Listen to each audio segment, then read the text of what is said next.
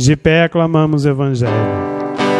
Louvor e glória a ti, Senhor, Cristo, palavra de Deus. Cristo, palavra de Deus. O Senhor esteja convosco. Ele está no meio de nós. Proclamação do Evangelho de Jesus Cristo segundo João. Glória a vós, Senhor.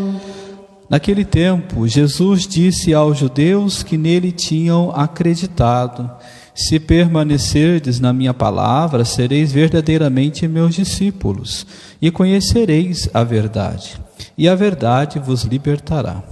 Responderam eles: somos descendentes de Abraão e nunca fomos escravos de ninguém. Como pode dizer, vós os tornareis livres? Jesus respondeu: em verdade, eu vos digo, todo aquele que comete pecado é escravo do pecado. O escravo não permanece para sempre numa família, mas o filho permanece nela para sempre.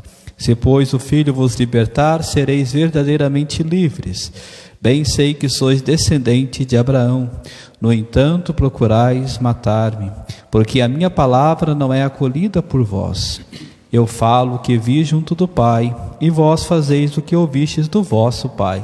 Eles responderam então: o nosso pai é Abraão. Disse-lhe Jesus: se sois filhos de Abraão, praticai as obras de Abraão.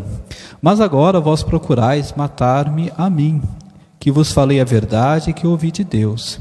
Isto Abraão não fez. Vós fazeis as obras do vosso pai. Disseram-lhe então: nós não nascemos do adultério, temos um só pai, Deus. Respondeu-lhe Jesus: se Deus fosse vosso pai, vós certamente me amaríeis, porque de Deus é que saí e vim. Não vim por mim mesmo, mas foi Ele que me enviou. Palavra da salvação. Glória a vós, Senhor. Podemos sentar. Queridos irmãos, queridas irmãs, nós estamos encerrando o nosso tempo de quaresma. Como passa rápido, né? Estamos no final da nossa 5ª semana da quaresma. Próximo domingo já estaremos celebrando Domingo de Ramos. Próxima quinta-feira, não amanhã, mas na próxima, o nosso tríduo pascal, que é os dias mais importantes da nossa fé cristã, da nossa fé católica.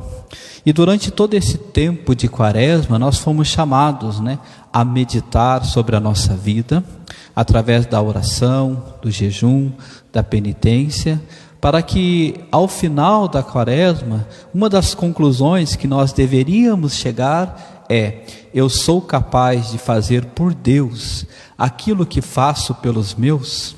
Eu sou capaz de fazer por Deus aquilo que eu faço pela minha esposa, pelo meu esposo, pelos meus filhos, até mesmo pelo meu animal de estimação e assim por diante? Porque a gente tem que responder essa pergunta ao final da quaresma, mas de uma forma melhor. Eu faço por Deus muito mais do que aquilo que eu deveria fazer? Do que aquilo que eu faço pelas pessoas? Se essa resposta ainda ela não é sim, deveria ser sim, é sinal que ainda precisamos nos converter. É sinal que Deus ainda não ocupa um lugar de excelência na nossa vida. É sinal que Deus ainda não é o centro.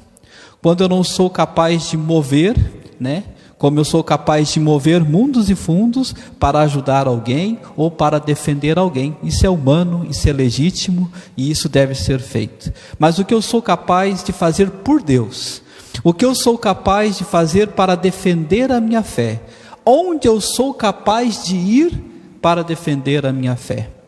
Ou eu ainda sou aquele tipo de pessoa, de cristão e católico, que coloca uma desculpa, que coloco, às vezes dou motivos, que são na verdade fantasiados de preguiça, de má vontade e assim por diante. Eu sou capaz de ir longe, e no sentido físico mesmo, por causa de Jesus.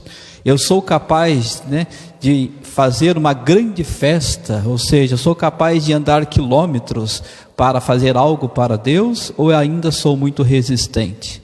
aquilo que eu sou capaz de fazer pelas pessoas, aquilo que eu sou capaz de fazer para ajudar alguém que eu gosto muito, eu sou capaz de fazer por Jesus? É uma pergunta que nós precisamos responder nesta quaresma e ao longo da nossa vida. Por quê? Porque nós vamos ser muito sinceros. Muitas vezes eu e você, por Deus, às vezes a gente coloca barreira. Para Deus a gente coloca dificuldades. Precisa fazer um retiro. Precisa ir em Rio Grande. Precisa não sei na onde, né? Aí, eu não posso, eu tenho que cuidar do fulano. Eu não posso porque eu trabalho. Eu não posso. É claro que tem muita verdade nisso. Mas, por trás dessa verdade, existe muita desculpa. Existe muita má vontade, né? Aqui eu não entro no caso de quem realmente não pode, mas muitas vezes aqueles que podem e não fazem. Porque muitas vezes para as coisas próprias, a gente não mede esforços. A gente é capaz de ir em Rio Grande, Pelotas, Porto Alegre, para fazer um monte de coisa que não é da igreja. E aí não tem problema, aí a gente vai. Já pararam para pensar nisso? Quando é para algo muito pessoal, muito familiar, ou algo que vai me trazer um benefício, a gente vai para Pelotas, para Porto Alegre, a gente vai para Rio Grande, eu não sei mais para onde tanto que a gente vai, né? Para Gramado, os mais chiques e assim por diante. A gente vai, e a gente pode ir, não tem problema. Mas o mesmo entusiasmo que eu vou para isso, às vezes a gente não vê para as coisas de Deus, né? Faz 2 anos que não pode ter rodeio nessa cidade, mas aquela alegria do rodeio, a gente precisa ter essa alegria na igreja. Aquela alegria que a gente tem para assistir um jogo de futebol aqui no campeonato, a gente precisa ter com as coisas de Deus. É disso que eu estou falando. Aquele empenho, aquela dedicação, aquilo eu falava no começo, a gente move mundos e fundos para algumas coisas, né? Teve a política aqui, o ano passado, recentemente, a gente vê cada coisa, né? Tem gente que se anula completamente para ajudar a vitória do seu partido, do seu candidato, né? E o nosso candidato maior, Jesus, né? Será que ele foi realmente eleito na nossa vida? Será que realmente ele foi o primeiro nas urnas? Aquela dedicação que a gente coloca na política, e a gente fala do fulano, e a gente fala da fulana, e a gente fala que esse vereador não vai ganhar, a gente fala que esse vai ganhar, a política nos domina, e a gente fala de Jesus como a gente fala de vereador e prefeito aqui nessa cidade. Isso é primeiro para mim que eu estou falando. É disso que a liturgia nos convida, nesse tempo de quaresma, a nos questionar. Qual é o lugar que Jesus tem ocupado na nossa vida? E a gente descobre quando? Pelas nossas atitudes. Aí vocês vão entender junto comigo a leitura de hoje. Esses 3 jovens, nome bonito, sugestivo para colocar nos filhos de vocês, nos netos de vocês. Até vou pegar aqui para não ter perigo de errar. A Olga leu corretamente: Sidraque, Misaque e Abdênago. Esses 3 jovens que adoravam a Deus. No tempo do profeta Daniel, que tinha o rei Nabucodonosor, outro nome esquisito aqui, difícil. No tempo desse rei, ele fez uma imagem de ouro e pediu para que as pessoas, quando se encontrassem com aquela imagem, se deparassem na frente daquela imagem de ouro dele, né, que as pessoas fizessem reverência, porque ele se considerava Deus. Mas ele ficou sabendo que Sidraque, Misaque e Abdênago não faziam isso. Ele ficou revoltado: como que vocês não fazem? Quem são vocês para desrespeitar uma ordem do rei? Mandou chamar. Olha, de duas uma: ou vocês me se prostram diante dessa imagem, ou vocês vão ser jogados na fornalha, vão ser queimados vivos, vão morrer. Aqueles 3 jovens cheios de Deus disseram muito firme para aquele rei, diante do rei: olha só, nós não vamos se prostrar, prefiro que o Senhor nos jogue nessa fornalha, mas nós não vamos te adorar. E porque eles tinham convicção, olha, 3 jovens, porque eles tinham tanta convicção? Porque Deus ocupava o primeiro lugar na vida deles. porque a alegria que existia no coração daqueles jovens era muito maior do que a alegria que eles tinham com as coisas aí fora, que eram coisas boas, que são coisas boas, mas a alegria de Deus no coração deles era muito maior. E eles não tiveram medo de dizer para aquele homem, para aquele rei maldoso que se achava Deus: pode nos jogar, porque nós temos fé. Não tem importância que a gente morra queimado, não tem importância, porque eu confio no nosso Deus. Se a gente morrer queimado, Deus cuida de nós. Se a gente não morrer queimado, Deus continuou cuidando de nós. Meus irmãos e minhas irmãs, quem de nós é capaz de colocar toda a nossa vida, toda a nossa confiança, toda a nossa saúde em Deus, como esses 3 jovens fizeram? Será que nós somos capazes de fazer isso? Entregar toda a nossa vida em Deus? Será que às vezes eu não acabo acreditando em outras coisas? Será que eu não acabo acreditando em outras pessoas, dando voz, dando força para muita gente e esqueço de ouvir a voz de Deus? Às vezes a gente se fraqueja, às vezes a gente treme muito rápido e muito fácil, porque a gente confia demais nos outros e esquece de confiar em Deus. Aqueles jovens confiaram em Deus. Não importa se nós sejamos queimados, nós vamos continuar adorando ao Deus verdadeiro. E o rei então não teve dúvida, jogou eles. E para surpresa do rei, o que aconteceu? Deus envia um anjo dentro daquela fornalha, e aqueles 3 jovens começaram a caminhar dentro daquela fornalha, perceberam que tinha até mais uma pessoa lá dentro, mas só tinham jogado 3. Aí alguém disse, olha, tem uma 4ª pessoa lá que tem um aspecto de anjo. Deus cuidou daqueles jovens e não permitiu que eles fossem queimados. Então Nabucodonosor percebeu: esses jovens adoram um Deus verdadeiro, o Deus dele pode continuar sendo adorado, porque esse Deus aí faz coisas, que eu não faço. Queridos irmãos, queridas irmãs, quando nós confiamos em Deus de verdade, Ele cuida de nós. Quando nós confiamos em Deus de verdade, Ele nos sustenta, seja na vitória e seja na derrota. E quando eu falo Ele nos sustenta, aqui não é garantia de prosperidade, de cura e libertação, não. Isso a gente deixa lá para os evangélicos, eles que prometem essas coisas. Mas aqui a gente não promete isso não, porque isso não é de Deus. A gente promete aqui força. Jesus é a força na hora que você passar pela morte de alguém. Jesus é a força na hora que você passar pela saúde difícil, complicada. Jesus é a força na hora que você passar pela situação financeira complicada. Jesus é a força na hora que você tiver um casamento complicado, meio que destruído.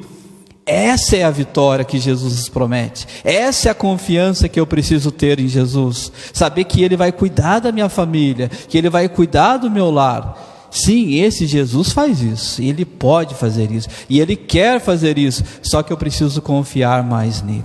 Eu preciso entregar a minha vida, eu preciso entregar os meus problemas a Ele. A exemplo desses 3 jovens. O Evangelho, em continuidade com a leitura, nos fala da verdade. Jesus diz assim: olha, se conheceis a verdade vos libertará. E quem é a verdade? Ele é a verdade, Jesus é a verdade. Não existe as verdades, existe uma única verdade. Essa verdade é Jesus. E essa verdade, ela só subsiste na Igreja Católica Apostólica Romana. Não existe em outro lugar. A verdade existe em Jesus. E Jesus inteiro só existe nessa igreja. Não existe em outro lugar. Ele é a verdade. A verdade nos liberta, ou seja, Jesus. Mas como que Jesus vai me libertar daquilo que é mal, daquilo que é pecado, daquilo que é engano? Como que Jesus vai me libertar do sofrimento? Começa a leitura do Evangelho dizendo: se permanecerdes na minha palavra, ou seja, nele mesmo. Se nós permanecermos, e aqui eu volto, eu já disse algumas vezes sobre isso, igreja não tem prazo de validade. Eu sirvo a Deus porque eu preciso de Deus, eu necessito de Deus. Não importa se hoje eu sou ministro, se hoje eu sou coordenador, eu vou continuar servindo quando eu não for também. Eu vou continuar à disposição quando eu não for também. Se hoje eu sou o pároco ou se amanhã eu serei o vigário, não interessa. Eu vou continuar servindo a Deus porque eu preciso dele. Eu preciso permanecer em Jesus para continuar na verdade, para continuar fiel até o fim. Irmãos, nós só vamos conhecer realmente se o outro está sendo verdadeiro comigo, a outra está sendo verdadeira comigo, se esse outro, se essa outra tiver uma vida pautada em Jesus. Porque quando você encontra alguém de fé, quando você encontra alguém que reza, você confia nessa pessoa. Quando você sabe que alguém reza, quando alguém é de Deus, você confia naquela pessoa, você empresta alguma coisa para aquela pessoa, você confia na palavra daquela pessoa, de algo que ela disse, mas por quê? Porque ela é uma pessoa de Deus, porque ela permanece em Deus. Agora, quando uma pessoa não está perto de Deus, não está perto da comunidade, não está perto da igreja, como confiar numa pessoa? Como saber se ela está dizendo a verdade, se ela está longe da verdade maior? Jesus diz em João capítulo 8, eu sou o caminho, a verdade e a vida. A gente não diz muitas vezes assim, como é que eu sei que você está falando a verdade? A gente tem essa dúvida com as pessoas, sabe por quê? Porque elas estão longe de Deus. Porque se elas estivessem perto de Deus, a gente não teria esse medo. Porque Deus nos encoraja a viver na verdade, no caminho que está perto dele. As pessoas que vivem na mentira são as que menos falam de Deus, são as que menos vêm na igreja, são as que mais criticam a igreja, são as que mais dizem, eu rezo na minha casa, Deus está lá no alto. São as que mais falam mal das coisas que acontecem na igreja, são pessoas que não conhecem a verdade. Essa verdade que eu preciso viver com você diariamente, ela parte de Deus, porque Ele é o autor da verdade.